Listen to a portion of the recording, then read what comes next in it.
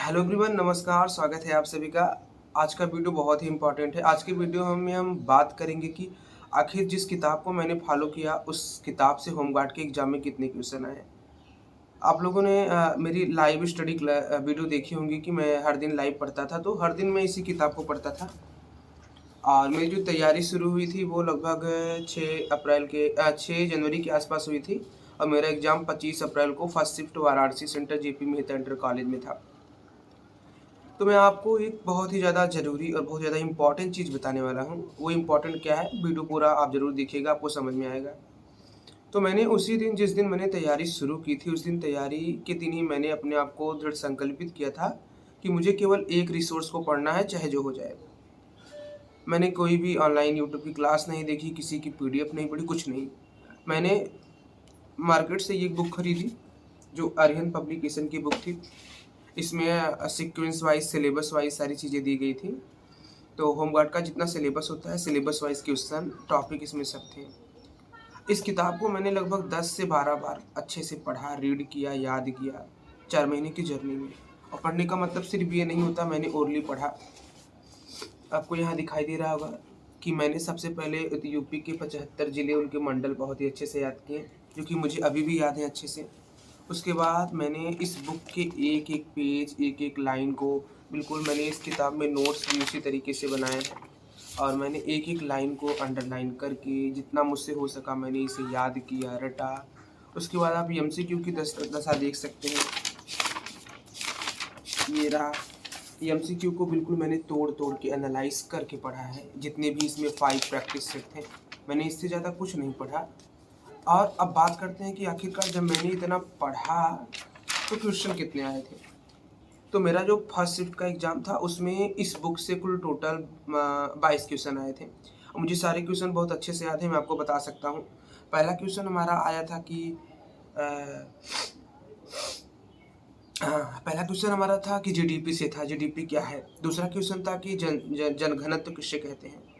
तो वो ऑब्जेक्टिव चुनने के लिए आया था। उसके बाद तीसरा क्वेश्चन हमारा यूपी से आया था, ललितपुर राग फास्फेस्ट।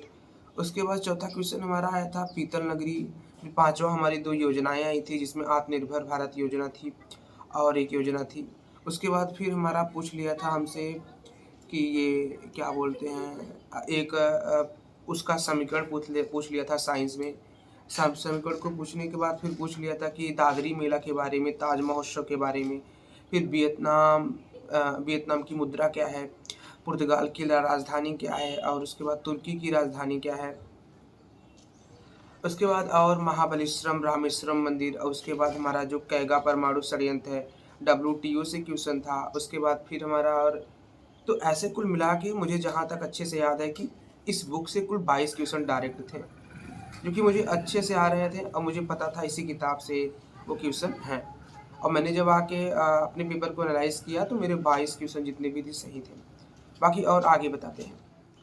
और बाकी सारे क्वेश्चन ऐसा नहीं कि मुझे नहीं आ रहा था, मुझे आ रहा था, लेकिन ये बुक हेल्प की उन चीज़ों को समझने के लिए कि जैसे कि कोई भी क्वेश्चन हमसे जो पूछा गया है उसमें ज़्यादातर 40 के आसपास क्वेश्चन ऐसे थे जो बिल्कुल आउट ऑफ सिलेबस थे, जिनके बारे में मुझे बिल्कुल नहीं पता था। वो कभी 2010 10 का डाटा उठा ले रहे हैं, तो कभी ऐसे क्वेश्चन एकदम स्टूपिड टाइप क्वेश्चन पूछ ले रहे हैं। तो वो सब मुझे नहीं पता, लेकिन मुझे एक चीज़ इस एग्ज़ाम से सीख मिली है कि आप मल्टीपल रिसोर्सेज के पीछे ना भागिए। आप एक रिसोर्स को पकड़िए और उससे इतनी अच्छे से पढ़ लीजिए कि ताकि आप जिस एग्ज़ाम की तैयारी कर रहे हैं उसी एग्ज़ाम की नहीं, आगे फर्दर एग्ज़ाम के लिए आपको फ़ायदा मिले।